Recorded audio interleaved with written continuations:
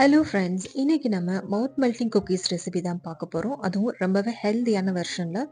இன்னைக்கு நம்ம சேர்க்க போகிறது கோதுமை மாவு, ஆல்மண்ட் ஃப்ளவர், ஓட்ஸ் எல்லாமே சேர்த்து வெல்லம் சேர்த்து மெயினாக பண்ண போகிறோம். அதனால குழந்தைங்களுக்கு இது தாராளமாக ஈவினிங் ஸ்நாக்ஸாகவும் நீங்கள் கொடுக்கலாம். ஸோ இந்த ரெசிபியை நீங்கள் எண்டு வரைக்கும் பாருங்கள். உங்கள் சப்போர்ட் எனக்கு கொடுங்க. லைக் பண்ணி பாருங்கள் ஃப்ரெண்ட்ஸ். இதோட காஸ்டிங் ப்ரைஸிங் எல்லாமே எண்டில் ஆட் பண்ணியிருக்கிறேன். ஸோ ஹோம் பேக்கர்ஸ்க்கு ரொம்ப ஹெல்ப்ஃபுல்லாக இருக்கும்.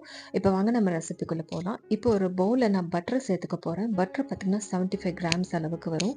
சாஃப்டான பட்டரை பார்த்து எடுத்துக்கோங்க. ஸோ பட்டர் மெல்டட் ஃபார்மில் இருக்கக்கூடாது. இதுக்கு பதிலாக நீங்கள் கீ கூட சேர்த்துக்கலாம். உங்கள் விருப்பம் தான். கப் அளவு அப்படின்னு பார்த்தீங்கன்னா ஒரு 3/4 கப்பை விட கொஞ்சம் கம்மியான 1 டேபிள் ஸ்பூன் கம்மி பண்ணிக்கோங்க. ஸோ அதுதான் கரெக்டான மெஷர்மெண்ட் கப் அளவில். ஸோ இந்த பட்டர் பார்த்தீங்கன்னா நான் அமுல் சால்டட் பட்டர் தான் எடுத்துருக்கிறேன். நீங்கள் அன்சால்டட் பட்டர் கூட நீங்கள் யூஸ் பண்ணிக்கலாம். இப்போ இதில் நான் வெல்லம் சேர்த்துக்க போகிறேன். வெல்லமோட அளவு பார்த்தீங்கன்னா 70 கிராம்ஸ் அளவுக்கு வரும், 1/2 கப் அளவுக்கு. ஸோ உங்களுக்கு ஸ்வீட் கொஞ்சம் கம்மியாக வேணும்னு நினச்சிங்கன்னா நீங்கள் கொஞ்சம் கம்மி கூட ஆட் பண்ணிக்கலாம். இதுக்கு பதிலாக நீங்கள் நாட்டு சக்கரை கூட நீங்கள் சேர்த்துக்கலாம். இப்போ ஒரு ஸ்பேட்ச்ல வச்சு இந்த பட்டரையும் வெல்லத்தையும் நல்லா மிக்ஸ் பண்ணிக்கலாம். இப்போ இதுக்கு தேவையான அளவுக்கு நான் எசன்ஸ் சேர்த்துக்க போகிறேன். ஃப்ளேவர் கொடுக்கறதுக்காக கொஞ்சமாக வெனிலா எசன்ஸ் சேர்த்துக்க போகிறேன். மெயினாக நான் பார்த்தீங்கன்னா ஒரு நல்ல ஒரு ஃப்ளேவர் கொடுக்கும் ஆரஞ்சு எசன்ஸ். ஸோ இந்த அளவுக்கு மட்டும்தான் ஆட் பண்ணணும். நான் காட்டி இருக்கிற அளவு தான். லைட்டு ஒரு ட்ராப் மட்டுமே போதும். இது ஒரு பிஸ்கட்ஸ்க்கு நமக்கு ஒரு அல்டிமேட்டான டேஸ்ட் கிடைக்கும். கண்டிப்பாக இதை ஆட் பண்ணி நீங்கள் ட்ரை பண்ணி பாருங்கள். இல்லைன்னா நீங்கள் ஸ்கிப் பண்ணிக்கலாம். இப்போ ஒரு பீட்டரை வச்சு நல்லா நான் பீட் பண்ணிக்க போகிறேன். நல்ல க்ரீமி டெக்ஸ்சர் வர்ற அளவுக்கு நல்லா நம்ம பீட் பண்ணி எடுத்துக்கணும்.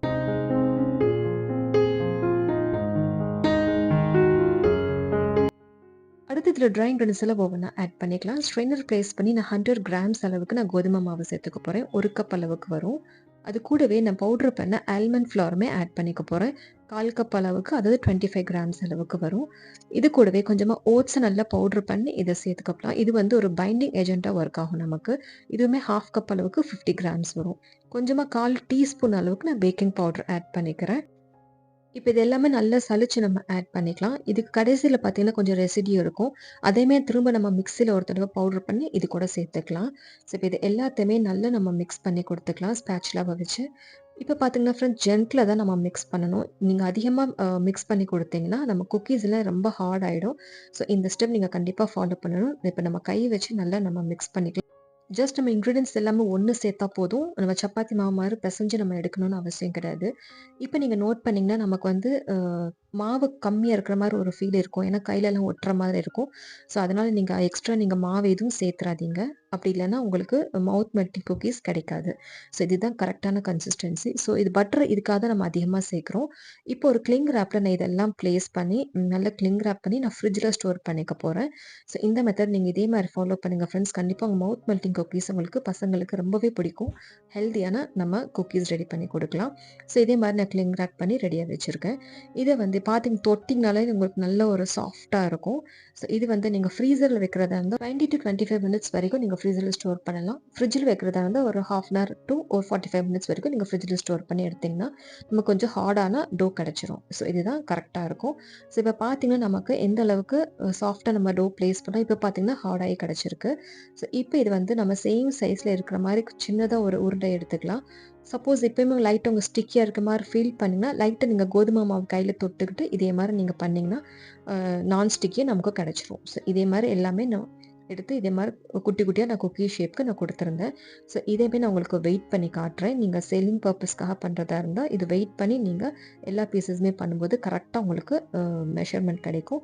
இப்போ ஒவ்வொரு பீஸுமே நமக்கு ஆல்மோஸ்ட் 10 கிராம்ஸ் அளவுக்கு நமக்கு கிடைச்சிது. ஸோ இதே மாதிரி எல்லாமே ரெடி பண்ணி நான் வச்சுருக்கிறேன். இப்போ ஓடிஜி செட்டிங் பார்த்தீங்கன்னா ஒரு 10 மினிட்ஸ் ப்ரீ ஹீட் பண்ணியிருந்தேன் 160 டிகிரியில். அதே 160 டிகிரிக்கு நான் 2 ராட்ஸுமே ஆன் பண்ணி ஃபேன் மோட் ஆன் பண்ணி 10 to 12 மினிட்ஸ் வரைக்கும் போதும். ஸோ அதுக்கப்புறம் நீங்கள் பேக் பண்ண வேண்டாம். இல்லைன்னா ரொம்ப ஹார்ட் ஆகிடும். நம்ம பார்க்குறதுக்கு ரொம்ப சாஃப்டாக இருக்கிற மாதிரி தான் இருக்கும். பட் நீங்கள் எடுத்து வெளியில் வச்சதுக்கப்புறம் நல்லா ஹார்ட் ஆகிடும்.